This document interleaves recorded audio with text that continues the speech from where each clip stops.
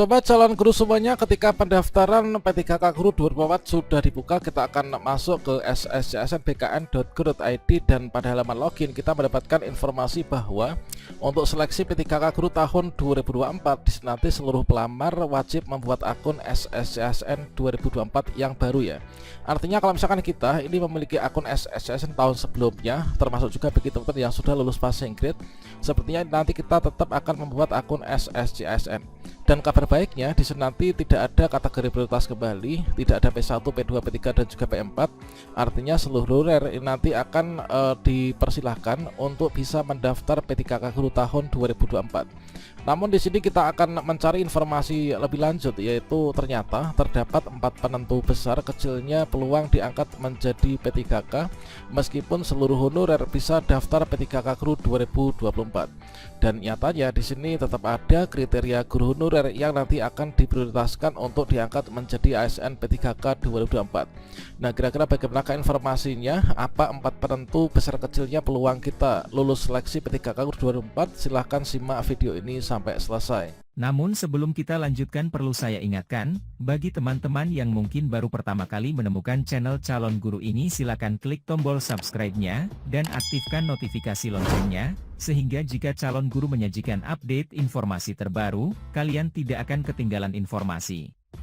Baiklah sobat calon guru semuanya, kalau misalkan kita ini menyimak paparan dari Kemenpan RB sebelumnya, bahwasannya untuk berdasarkan dari rencana mekanisme seleksi ASN 2024 untuk khusus yang P3K ini difokuskan untuk penuntasan honorer yang terdaftar di database BKN. Makanya kalau misalkan kita melihat untuk kriteria pelamar dan pengisian formasi P3K dilakukan secara berurutan, ini adalah XTHK 2, kemudian tenaga non-ASN yang terdaftar di database BKN, dan juga tenaga non-ASN yang aktif bekerja pada instansi pemerintah.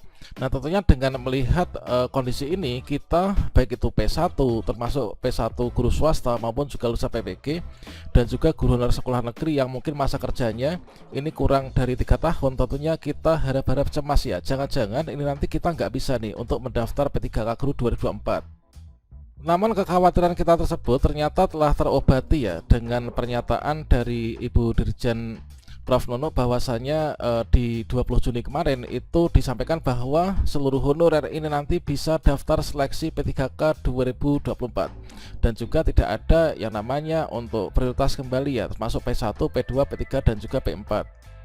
Jadi seperti yang beliau sampaikan, bahwasannya di sini dari Direktur Jenderal Guru dan Tenaga Kependidikan yaitu Ibu Nur Suryani menyampaikan pemerintah akan memberikan kesempatan kepada seluruh honorer untuk bisa mendaftar pada seleksi P3K Guru 2024. Artinya di sini tidak ada dikhususkan lagi ya, tidak dikhususkan untuk salah satu kategori honorer saja. Seluruh honorer ini nanti akan bisa mendaftar, termasuk mungkin teman-teman dari P1 swasta, P1 yang lulusan PPG, kemudian guru honorer sekolah negeri yang masa kerja kurang dari 3 tahun dan juga yang tidak terdaftar di database BKN, atau mungkin juga lulusan PPG yang sekarang ini baru saja lulus seleksi. Tentunya nanti kita akan bisa nih untuk daftar P3K Guru tahun 2024. Jadi dengan demikian fix bahwasannya seluruh honorer ini nanti bisa daftar P3K Guru 2024. Nah, namun kalau misalkan kita berkaca pada seluruh honorer ini nanti wajib ikut seleksi, yang mana untuk seleksi itu di bagian tahapan seleksi untuk yang di pasal 27 yaitu khusus seleksi P3K itu kembali akan ada 2 tahapan seleksi. Yang pertama ada seleksi administrasi, yang kedua ini adalah ada seleksi kompetensi teman-teman. Dengan demikian tentunya di sini nanti akan ada penentuan ya, yaitu siapa yang lulus dan juga siapa yang tidak lulus, dikarenakan seleksi itu kan untuk memilih yang terbaik di antara yang baik ya. Nah, di sini kalau misalkan kita petakan ya, ini sepertinya terdapat 4 penentu besar kecilnya peluang lulus kita tuh diangkat P3K. Jadi kita nanti bisa diangkat P3K atau enggaknya, peluangnya besar atau kecil itu tentunya di sini ada 4 hal yang mungkin nanti teman-teman bisa memitigasinya sejak dini. Namun juga ada hal-hal yang tentunya nanti kita nggak bisa ya untuk mencegah atau mungkin juga mengupayakannya. Dan kira-kira apa sih 4 penentu besar kecilnya peluang diangkat P3K Guru 2024 ini? Dan jadi untuk yang pertama yaitu tentunya hal yang istilahnya itu memudahkan atau mungkin juga penentu besar kecilnya kita lulus atau enggaknya, itu adalah tergantung dari ketersediaan formasi ya. Ketersediaan formasi P3K Guru 2004 dan ada tidaknya formasi yang linear dengan ijazah kita. Nah tentunya kalau misalkan tidak ada formasi untuk kita, tentunya kita nggak bisa nih untuk mendaftar. Apalagi untuk lulus seleksi ya, mendaftar pun kita nggak bisa. Karena kan untuk P3K Guru itu tetap nanti menggunakan wilayah kewenangan teman-teman. Katakanlah misalkan di sini ada salah satu formasi di salah satu instansi pemerintah daerah ya. Kalau misalkan kita cermati di sini untuk guru kelas formasinya ada 162, BCOK ada 10 dan sebagainya. Kalau misalkan kita lihat lebih detail, ternyata di sini untuk bahasa Inggris itu tidak ada ya. Jadi bahasa Inggris nggak ada. Berarti kalau misalkan formasi bahasa Inggris nggak ada, tentunya kita ini yang berharap untuk mendaftar di bahasa Inggris tentunya nanti juga tidak bisa ya untuk melakukan pendaftaran. Kemudian untuk formasi guru agama Hindu, Buddha ini kan juga nggak ada ya. Tentunya kita nggak bisa nih untuk melakukan pendaftaran.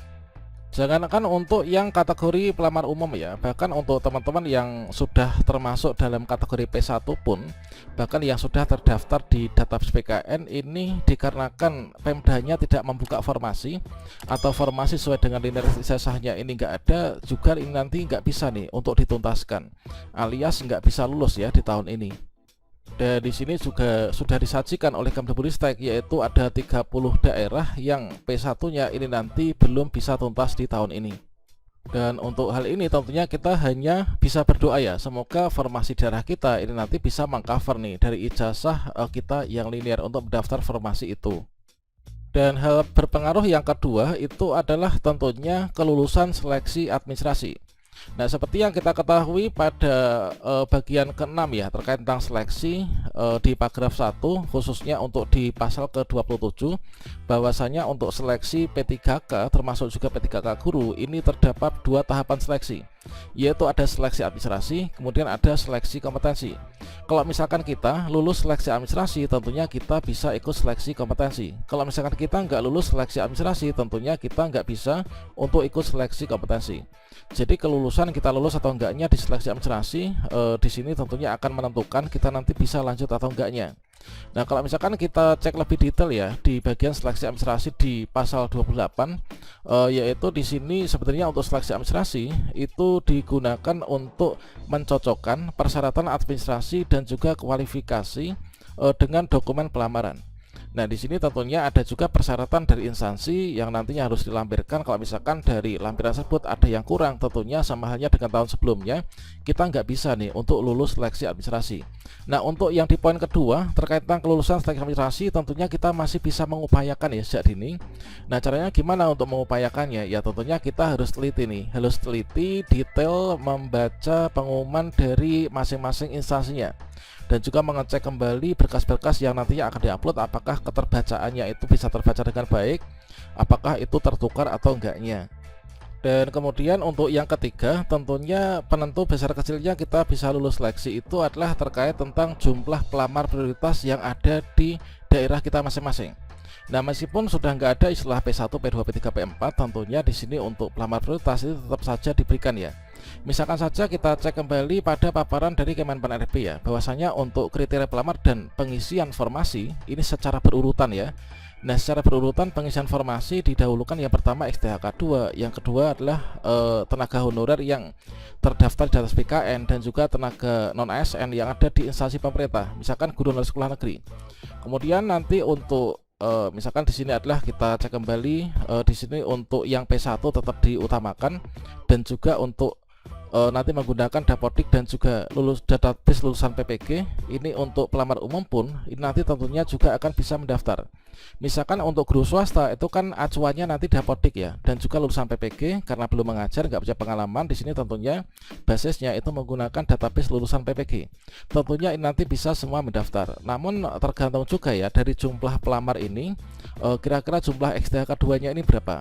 Kemudian non ASN BKN berapa dan non ASN sekolah negeri berapa, tentunya akan menentukan apakah kita ini nanti yang kriteria di bawahnya ini nanti bisa lulus atau enggaknya. Katakanlah misalkan di sini ada di salah satu daerah ya yang tadi kita tampilkan, misalkan saja di sini untuk guru bahasa Indonesia ya. Misalkan guru bahasa Indonesia ini kan formasinya ada 3 nih. Nah kalau misalkan urutan penentuan, urutan pengisian formasi itu XTHK 2-nya ada 1. non ASN ada 3. Nah tentunya di sini jangankan untuk yang non ASN di sekolah negeri ini bisa lulus, bahkan untuk yang non ASN di BKN pun ada 1 nih yang nggak lulus, karena formasi hanya ada 3, sementara pelamarnya ada banyak.